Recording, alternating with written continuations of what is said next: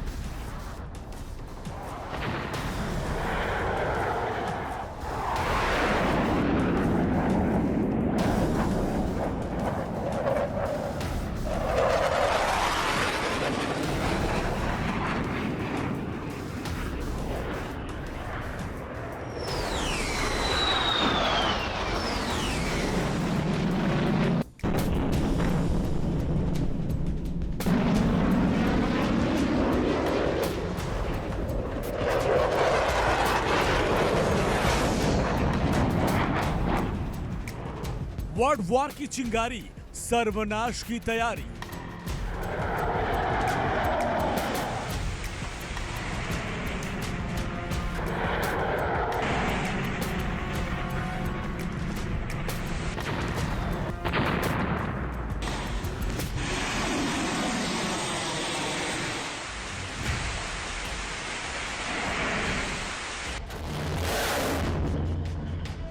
Super power पर सवाल, रूस का तगड़ा वार।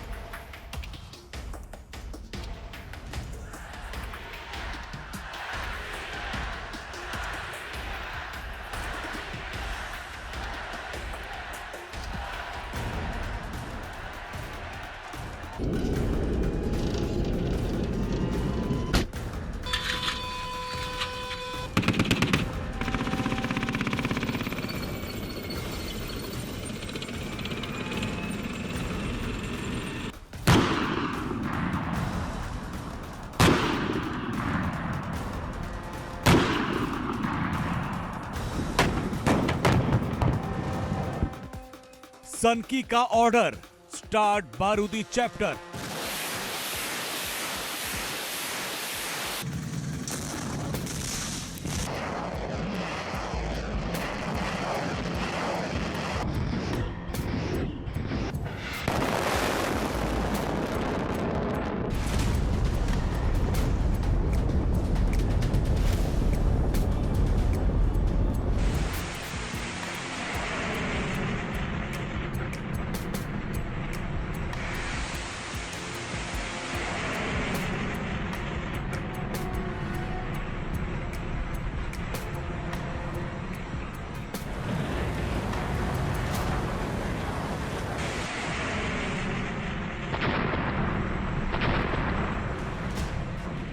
वो खुद को सुपर पावर कहता है, अपनी बादशाहत का झंडा बुलंद करता है, पूरी दुनिया में जंग की इबारत लिखता है, हथियारों के सौदागर का चौधरी बना फिरता है। लेकिन अब उसकी बादशाहत खत्म होने वाली है। उसके हथियारों की हनक धीमी पड़ चुकी है, उसकी ताकत फीकी पड़ चुकी है, और जिसकी तस्दीक महाबली पुतिन भी कर रहे हैं, बाइडेन के बारूद को बेअसर बता रहे हैं। The United States of America. मात्र 300 साल पुराना संयुक्त राज्य अमेरिका एक अच्छा देश है। इतनी कम समय में उसने जो कुछ हासिल किया वो काबिले तारीफ है। वो सुपर पावर भी बना। हमें उसके साथ जुड़ने में हमेशा अच्छा महसूस होता था, लेकिन हाल के सालों में अमेरिका ने जो कुछ भी किया वो पूरी दुनिया के लिए नुकसानदायक है। अमेरिका ने अपनी पावर का गलत इस्तेमाल करके दुनिया के कई कोनों में तनाव पैदा किया, जो एक सुपर पावर और जिम्मेदार देश को शोभा नहीं देता। In my ऐसा opinion, लगता है कि अमेरिका जिम्मेदारियों के दबाव में आ गया है, उसे संभाल नहीं पा रहा है और इसलिए वो आए दिन गलत फैसले लेकर पूरी दुनिया को खतरे में डाल रहा है। created monopolies. विश्व युवा महोत्सव में बोलते हुए राष्ट्रपति पुतिन ने साफ कहा कि अमेरिका अपनी जिम्मेदारी उठाने में असफल रहा है और इसलिए उसे खुद को सुपर पावर कहने का कोई हक नहीं है। सुपर पावर अमेरिका के इस आरोप के पीछे एक बड़ा कारण है। Спасибо большое за эту оценку.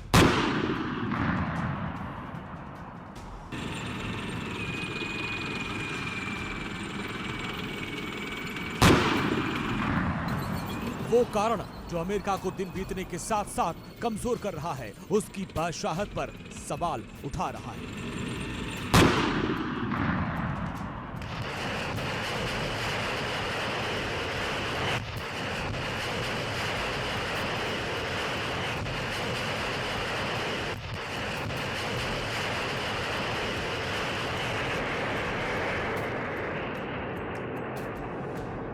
पिछले 2 साल से रूस और यूक्रेन में युद्ध जारी है।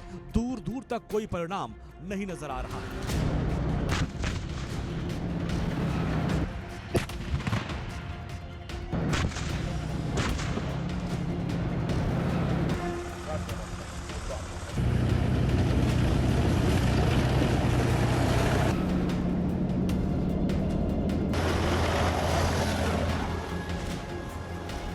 खुद को सुपर पावर का दर्जा देने वाला अमेरिका यूक्रेन की खुलकर मदद कर रहा है, हथियारों की खेप भेज रहा है।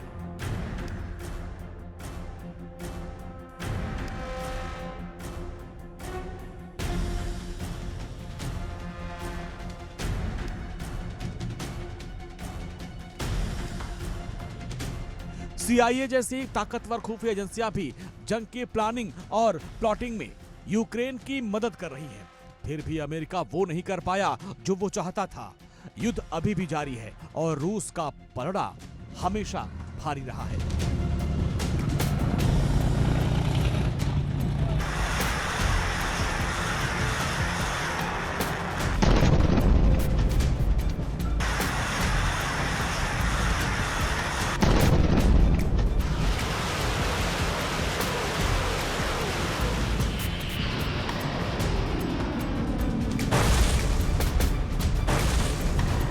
पुतिन को परास्त करने के लिए अमेरिका नाटो देशों के साथ मिलकर यूक्रेन की मदद कर रहा है। एक से बढ़कर एक हाहाकारी हथियारों की खेप भेज रहा है। F-16 जैसे फाइटर जेट मुहैया करा रहा है, लेकिन रूसी सेना को यूक्रेन के उन इलाकों से हटा नहीं पाया जिस पर पुतिन की पलटन ने युद्ध के शुरुआती दिनों में ही कब्जा कर लिया था।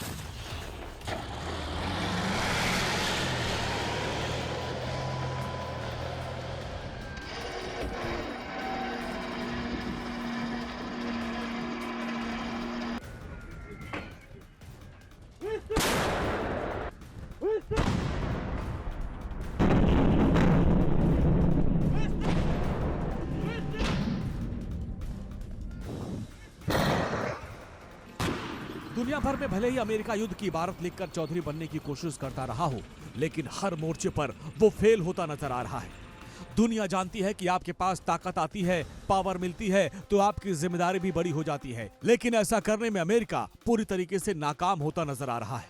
उसके हथियारों की धार कमजोर पड़ रही है, तभी तो वो नाटो देशों के साथ मिलकर रूस का कुछ भी नहीं बिगाड़ पा रहा है और जहां भी उसके कदम पड़ते हैं तनाव बढ़ जाता है।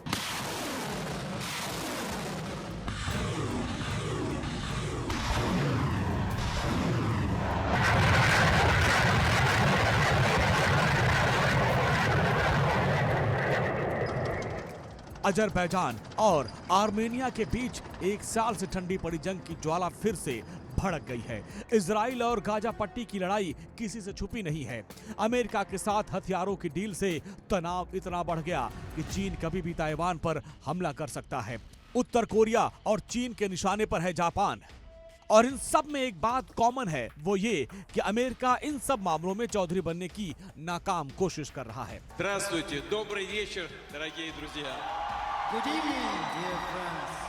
अमेरिका पर शक्तिमान पुतिन इसलिए उंगली उठा रहे हैं क्योंकि वो अपनी जिम्मेदारी पूरा करने में हर ओर विफल रहा है। I'm confident you are in a good mood today. दुनिया में शांति कायम रखने की जगह हर कोने में युद्ध का बिगुल बजा रहा है। जिन देशों को हथियारों से मदद कर रहा है वहां पर भी अमेरिकी हथियार कुछ खास नहीं कर पा रहे।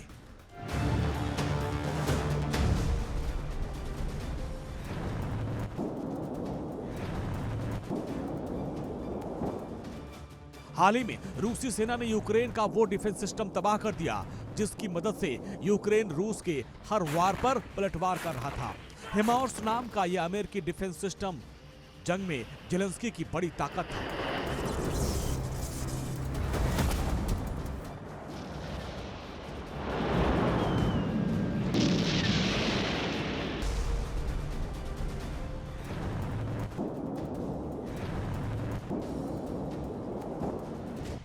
यानी अब अमेरिका और पश्चिमी देशों से भेजे गए डिफेंस सिस्टम बेबस हो गए हैं। एयर डिफेंस सिस्टम ने पुतिन की इस हवाई बारूदी बवंडर के सामने अपने हाथ खड़े कर दिए, क्योंकि पुतिन ने जेलेंस्की के उस हथियार को नष्ट कर दिया जो जंग की दशा और दिशा बदलने की कुवत रखता था।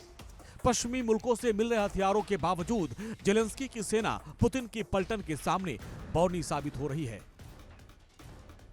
जाहिर है यह अमेरिका के लिए बड़ी चोट है, क्योंकि अब तक यही माना जा रहा था कि जब तक अमेरिका यूक्रेन को अपनी जंगी हथियार देता रहेगा यूक्रेन इस युद्ध में टिका रहेगा, पुतिन का सामना करता रहेगा। लेकिन इस तस्वीर ने सब कुछ बदल दिया। अमेरिका से मिलने वाले हथियारों की खेप अब ढीली पड़ने लगी है। लेकिन यह कोई पहला मौका नहीं है जब अमेरिका के अब्रास्म टैंक 19 साबित हुए हों, रूस से हारे हों, या फिर पिछले साल नवंबर में जो खबर आई थी कि अमेरिका यूक्रेन को दिए गए अपने अब्रास्म टैंक वापस मांग रहा है और उसके बदले 28 जर्मन लेपर्ड टैंक देने का वादा कर रहा है। इतना ही नहीं, कई सैन्य विशेषज्ञों ने यह भी माना है कि ठंड के मौसम में अमेरिकी टैंक बेअसर साबित होते हैं। बर्फबारी में अब्रास्म टैंकों के फंसने का खतरा बना रहेगा, क्योंकि इन टैंकों को रूस यूक्रेन के स्थानीय मौसम के हिसाब से तैयार नहीं किया गया है। इसके अलावा एक खतरा रूस के जरिए अब्रास्म टैंक को जब्त करने का भी है, जिससे रूसियों तक इन टैंक की आधुनिक तकनीकी पहुंच जाएगी। यानी कहीं भी शांति नहीं है। भले ही पूरी दुनिया इस बात पर मुहर लगा रही है कि युद्ध का युग नहीं है, ऐसे समय में युद्ध पूरी दुनिया के लिए घातक है, लेकिन सबसे ज्यादा युद्ध इसी काल में हो रहा है और जिसका कर्ता धर्ता अमेरिका है। यह युद्ध भले ही कुछ चुनिंदा देशों के बीच हो रहा हो, लेकिन इसकी चपेट में पूरी दुनिया है। जिन देशों के बीच युद्ध हो रहा है उनके समर्थन में उतरे देश अपनी अलग अलग दुश्मनी साध रहे हैं, किसी और देश के बहाने अपने दुश्मन देश पर निशाना साध रहे हैं, और अमेरिका पर्दे के पीछे रहकर उनकी मदद कर रहा है। ऐसा करके वो अपनी जिम्मेदारियों से उलट काम कर रहा है। शांति के बजाय पूरी दुनिया में तनाव फैला रहा है, और जिसको लेकर राष्ट्रपति पुतिन भड़के हैं। अमेरिका को मिली सुपर पावर की पदवी पर अब सवाल उठा रहे हैं। together because we're all human. Bureau report, А если India все daily равны, live. то нет места. राष्ट्रपति पुतिन पिछले 2 दशक से रूस की सियासत में दबदबा कायम हुए। अब 24 में एक बार फिर से चुनाव होना है, लेकिन जिस तरीके से उन्होंने 2022 में संविधान संशोधन किया था, अब उसमें माना जा रहा है कि कार्यकाल उनका 6 साल और बढ़ जाएगा और 24 में जीत वहां के जो जानकार उनकी पक्की बता रहे हैं। अब आपको बताते हैं कि उनका जलवा कैसा रहा 2 दशकों में। साल 2000 53.4% वोट मिला था। साल 2004 में जब चुनाव हुए तो उन्हें 71.9% वोट मिला। इसके बाद जब 2012 में चुनाव हुआ तो 63.6% उनको वोट हासिल हुआ। 2018 में उनको 76.66% वोट हासिल हुआ। अब 2024 में जो चुनाव होना है, अब देखना यह होगा उनमें उनका क्या जलवा है, और इसीलिए ये जो युद्ध चल रहा है ये उनके नाक की लड़ाई बन चुकी है और इसके लिए वो किसी भी हद तक जा सकते हैं। अब आइए आगे बढ़ते हैं। जिस तरीके से रूस यूक्रेन महायुद्ध एक अंतहीन कहानी बनता जा रहा है, जिसके शुरू होने का तो पता है, लेकिन खत्म कब होगा ये कोई नहीं जानता। अब तो इस युद्ध में परमाणु हमले के बादल मंडरा रहे हैं। इन सब के बीच यूक्रेन की एक बड़ी प्लानिंग का खुलासा हुआ है, जिसमें जेलेंस्की के जवान कामयाब हो गए तो ये पुतिन के लिए जोरदार चोट होगी। आखिर क्या है ये प्लानिंग? पुतिन इससे कैसे खुद को बचाएंगे? देखिए हमारी खास रिपोर्ट।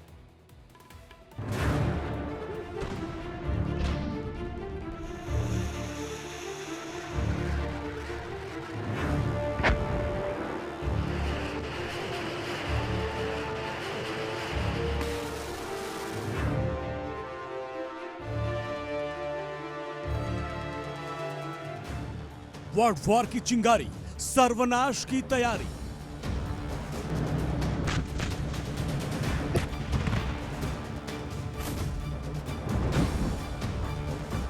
यूक्रेन का प्लान आक्रमण, अब होगा फाइनल रण।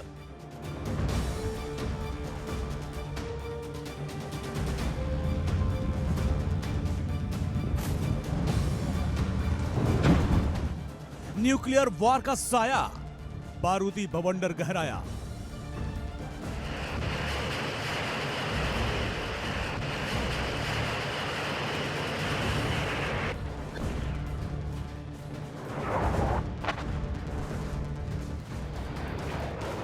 दो साल में जो नहीं हुआ, नहीं देखा, नहीं सोचा, उसका काउंटडाउन शुरू हो चुका है।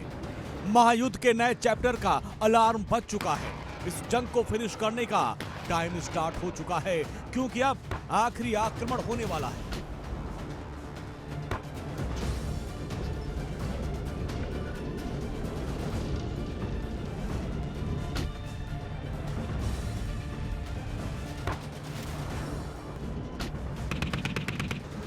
आसमान से शोलों की बारिश होगी, जो ऐसी तबाही लाएगी कि समंदर जल जाएगा, जमीन रक्त रंजित हो जाएगी, हर तरफ बारूद की गंध बिखर जाएगी।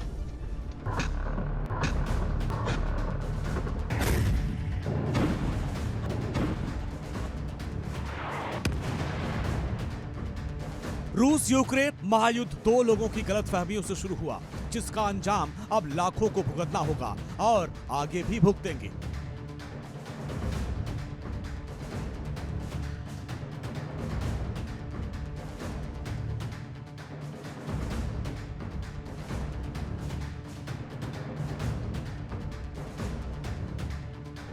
रूसी राष्ट्रपति व्लादिमीर पुतिन को इस बात की गलतफहमी थी कि वो सुपर पावर है, सर्वशक्तिमान है। जिसकी तरफ एक बार घूर कर देख लें, उसके पांव लड़खड़ाने लगेंगे, हाथ कांपने लगेंगे, पसीना निकलने लगेगा।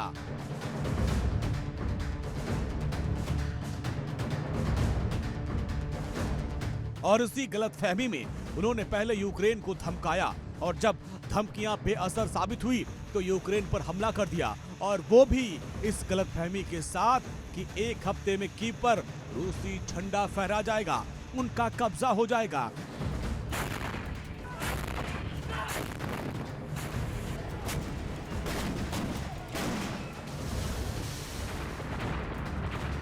जेलेंस्की और उनके खैरख्वाह अमेरिका को सबक मिल जाएगा, मॉस्को से टकराने का मतलब क्या होता है।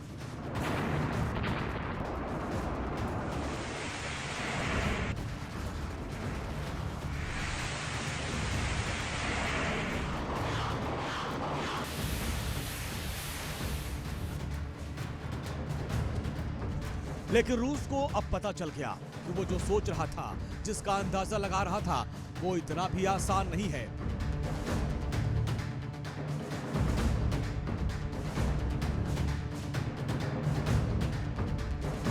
तीन दिन का मिलिट्री ऑपरेशन 2 साल की जंग में बदल गया, जिसमें अब परमाणु प्रहार की बात हो रही है, विश्व युद्ध की धमकी दी जा रही है।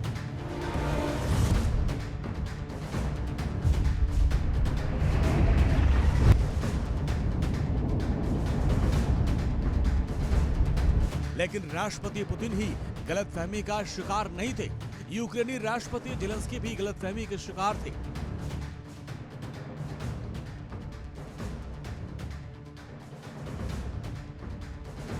रूस नहीं चाहता था यूक्रेन नाटो का सदस्य बने। पुतिन का कहना था यूक्रेन को नाटो में शामिल करना अमेरिका की चाल है। यूक्रेन के बहाने अमेरिकी सेना रूस के दरवाजे तक पहुंचना चाहती है, जो उन्हें नागवार है।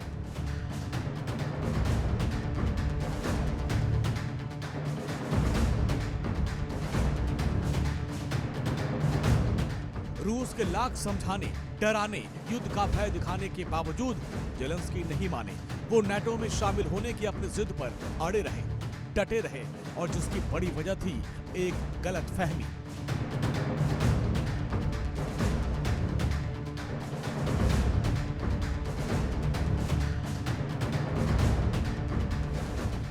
राष्ट्रपति पुतिन को अपने सुपर पावर होने की गलतफहमी थी, तो वहीं जेलेंस्की को इस बात की गलतफहमी थी कि रूस उस पर अटैक करता है तो अमेरिका उसके लिए ढाल बनकर खड़ा होगा, उसकी हर तरह से मदद करेगा, अपने सैनिक देगा। लेकिन ऐसा कुछ नहीं हुआ।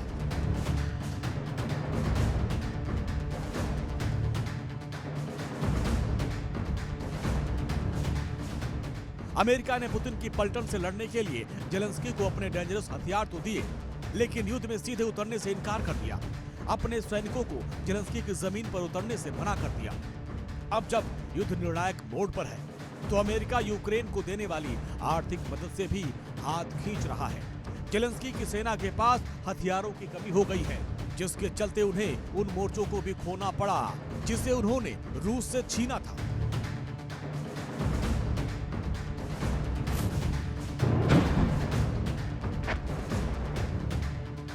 लेकिन जेलेंस्की ने अब भी हार नहीं मानी। उनकी सेना ने हथियार नहीं डाले, घुटने नहीं टेके।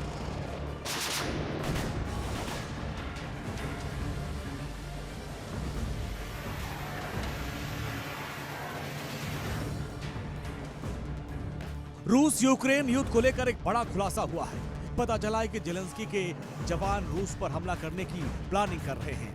यूक्रेन का मकसद अपने सैनिकों का हौसला बढ़ाना है, ताकि उन्हें एक बार फिर से जंग के लिए पहली पंक्ति में भेजा जा सके। यूक्रेनी सेना का मानना है कि वो बहुत जल्द युद्ध की तस्वीर बदल देंगे।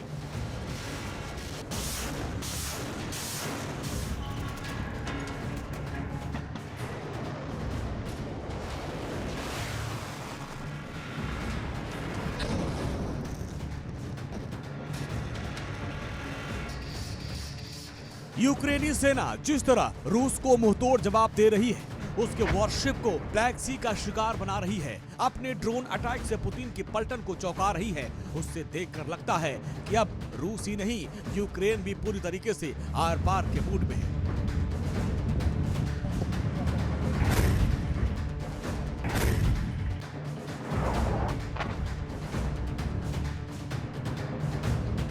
लेकिन इन सब के बीच जो सबसे बड़ा सच है वो ये है कि यूक्रेन के सामने अभी भी एक बड़ी समस्या है। वैसे ही समस्या रूस के सामने भी है, और वो है हथियारों की। इस वक्त यूक्रेन और रूस दोनों हथियारों की कमी से जूझ रहे हैं। पश्चिमी मुल्कों से जेलेंस्की को मिलने वाली मदद कम पड़ चुकी है, जिसे लेकर वो इन देशों को कटघरे में खड़ा कर चुका है।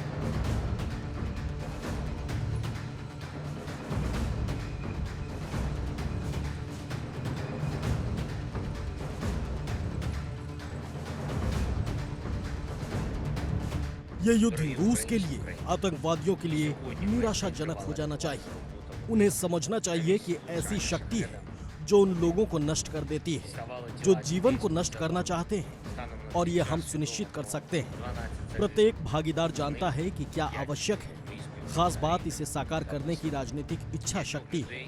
आपूर्ति का एक स्तर सुनिश्चित करने में मदद मिलेगी। ऐसा नहीं होता है और अमेरिका या यूरोप ईरानी शहीद ड्रोन या रूसी जेट विमानों से हार जाते हैं। रूस भी इस वक्त हथियारों की कमी से जूझ रहा है, जिसके चलते उसे सन की किम के आगे हाथ फैलाना पड़ा। ऐसे में डर है कि रूस को हथियार नहीं मिले तो आने वाले समय में अपने जंगी जखीरे में रखे उन हथियारों का इस्तेमाल कर सकता है। जो जंग में उतरे तो सर्वनाश पक्का है।